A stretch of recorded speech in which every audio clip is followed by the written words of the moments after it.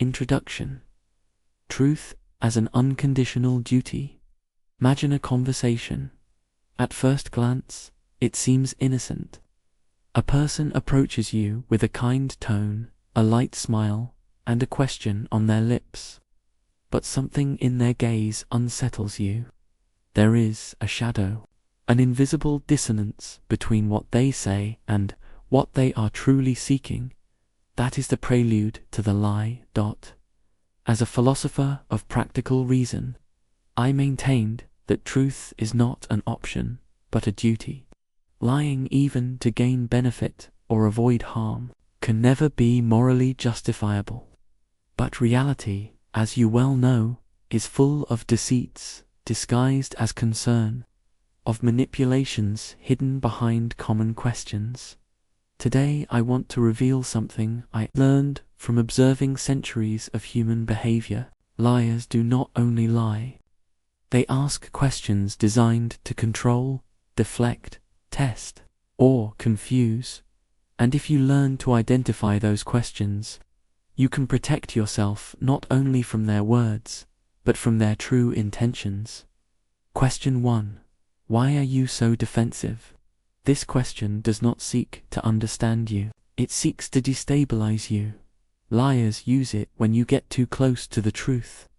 When your words touch a nerve they fear to expose. Then, they reverse the emotional burden. The problem is no longer what they did.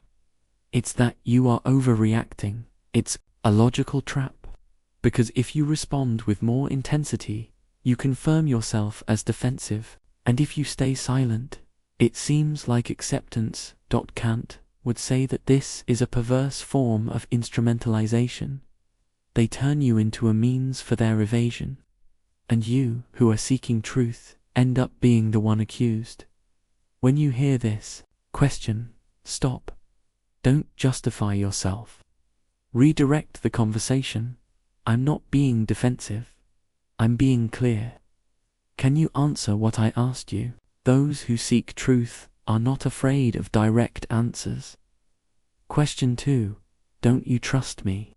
This question seems like a plea for closeness. But in the liar's mouth, it is a tool of emotional manipulation. They don't want your trust. They want to silence your doubts. It's a form of emotional blackmail, where the problem is not their suspicious behavior, but your lack of faith. And that benefits them doubly. It makes you feel guilty. It prevents you from asking more questions. Trust, in Kantian ethics, is the result of integrity. It is not demanded, it is built. Whoever deserves your trust does not demand it, they demonstrate it. When facing this question, respond firmly. Trust is earned with consistency, not with pressure. Those who speak the truth don't need to hide behind victimhood. Question 3. Are you calling me a liar? This question is a sword disguised as vulnerability. The liar uses it as an intimidation tactic. They want to corner you, force you to retract, make you feel like the aggressor. In reality, whoever asks this question does not seek clarification. They seek to end the debate. They place you in an all-or-nothing situation where any nuance is lost. But Kant taught that morality requires courage. That truth, though uncomfortable, must be upheld without fear of the other's reaction. If you suspect something with reason, you are not insulting, you are exercising your critical reason, and that, in a genuine relationship, should never be punished. Respond like this: I'm trying to understand what's happening. If it's not a lie, help me see the truth. He who has nothing to hide is not offended, they explain. Question 4. Are you really going to do this to me? Here appears self-victimization. The liar knows they've been found out, that their words are no longer enough, so they appeal to your compassion. They don't apologize. They don't make amends. They accuse you of cruelty for defending yourself. It's a Machiavellian twist. You become the villain for protecting yourself. This question appeals to your morality, your empathy, your desire not to hurt. But remember, protecting yourself from deceit is not cruelty. It's justice for yourself. Practical reason demands that you act not out of fear or guilt, but out of principle. And the principle is clear. No one has the right to destroy your peace and then ask you to feel bad for resisting. Respond, I'm not doing anything to you. I'm choosing not to keep ignoring what's already evident. True respect is born when you don't allow guilt to replace conscience. Question 5. What proof do you have?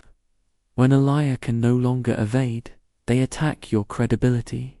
This question seeks to reduce truth to a matter of tangible evidence. But often, deceit is felt before it's proven.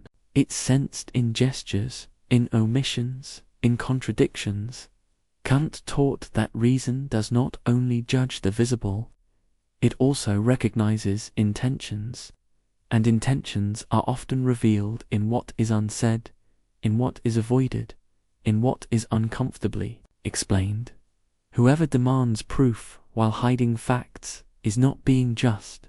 They are playing a game of attrition, because, while you search for proof, they buy time, they wear you down, they make you doubt yourself. Respond with dignity. I don't need to prove anything. I need to decide whether this relationship is good for me.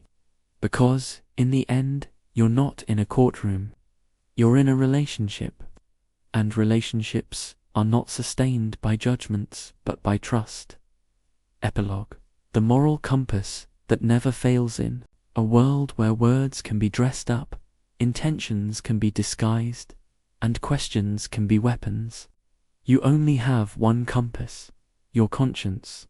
You don't need to shout, prove, or convince. You need to listen to that faint internal whisper that tells you something here doesn't add up. Trust that voice, because often it is more accurate than any proof. It is your moral reason, your dignity speaking to you, and when you wonder if you're being too harsh, remember this. Act in such a way that you treat humanity, whether in your own person or in that of another, always as an end and never merely as a means. Who lies to you uses you as a means for their power, their advantage, their escape. Don't allow it. Don't be afraid to walk away. Don't be afraid to ask. Don't be afraid to confront. Because the true danger is not in offending the liar. It's in betraying your truth, just to avoid discomfort. And that, dear reader, is the only thing you must never do.